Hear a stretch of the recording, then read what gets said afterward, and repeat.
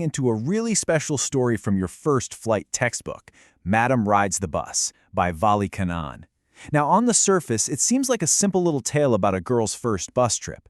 But trust me, this short journey turns into a huge lesson about life, death, and what it really means to grow up. So at its heart, this is all about an 8-year-old girl taking her very first solo bus ride. But it's not just any bus ride, you know? This trip becomes her first real brush with the big, complicated mystery of life and death. The whole point is to show the huge difference between just knowing that death happens and actually truly starting to understand what it feels like. All right, let's meet our main character, Valli, but everyone just calls her Valli.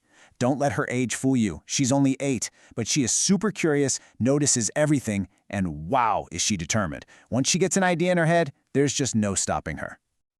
Imagine this. Valli doesn't really have any friends her age to play with. So what does she do? Her absolute favorite thing to do, her best entertainment, was to just stand in her front doorway and watch everything happening on the street.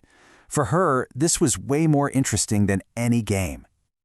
Now, of all the things she saw from that doorway, one thing completely captured her imagination: the bus. This bus rumbled between her village and the town every single hour, and for Valli, watching it come and go with a whole new set of people each time was, as the book says, a source of unending joy. She just loved it. So you can probably guess what happened next, right? Watching that bus day after day planted a tiny little wish in her mind. She just wanted to ride it. Just once. And this little wish, well, it just grew and grew until it wasn't so little anymore. It became this overwhelming desire. She just had to do it. But here's the thing about Valli. She's not just a daydreamer, she's a doer. She basically turned into a little detective. She started listening really carefully to what her neighbors were talking about and would slip in a few careful questions here and there to get all the top secret info she needed for her mission. And her planning? Oh, it was meticulous. She found out the town was 6 miles away, the trip took 45 minutes, and the fare was 30 paisa each way. She calculated and recalculated, planned and replanned, and figured out the perfect window of opportunity, the 1 o'clock bus, right when her mother would be taking her afternoon nap. So clever. Of course, every great plan needs a budget. Valli needed a total of 60 paise, which was a fortune for her. This is where her incredible willpower comes in. She saved every single coin she could get her hands on. She had to resist buying peppermints, toys, balloons, even when the village fair came around. That's some serious self-control for an 8-year-old. And then the big day arrives. It's a beautiful spring afternoon, and Valli marches right up to the bus and shouts, "Stop the bus!" And she does it while raising her tiny hand commandingly. Can't you just picture it? The conductor, who's this really jolly guy, is immediately amused by this tiny, confident little person. So the conductor offers her a hand to help her get on, and Valli just brushes him off, saying, "I can get on by myself." It's this very serious, very grown-up attitude that makes him start jokingly calling her Madam. It's a nickname that perfectly captures her fiercely independent spirit, and it sticks. The second she steps onto that bus, her dream becomes real, and she is just in awe. The bus is brand new with shiny white and green paint. Inside, everything seems to sparkle. The bars shine like silver. The seats feel incredibly soft and luxurious. She's just taking it all in. The book says she devoured everything with her eyes. Of course, being so small, she couldn't see over the windowsill. So what does she do? She stands right up on the seat.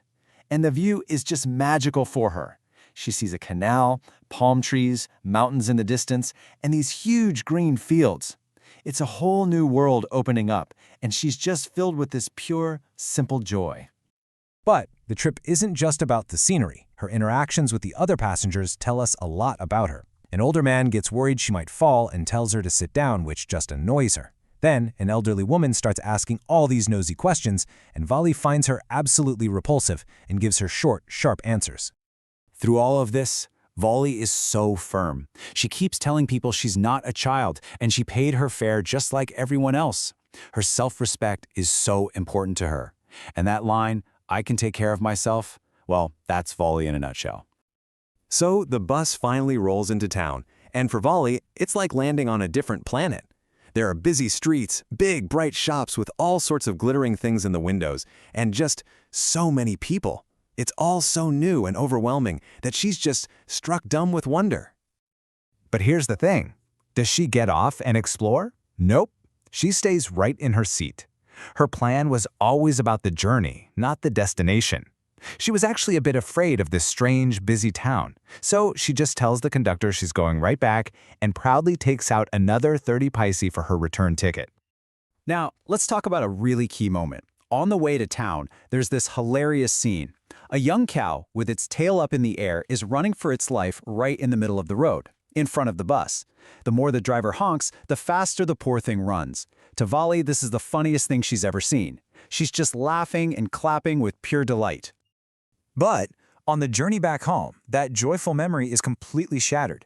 She looks out the window and sees the very same cow, only this time it's lying lifeless on the side of the road.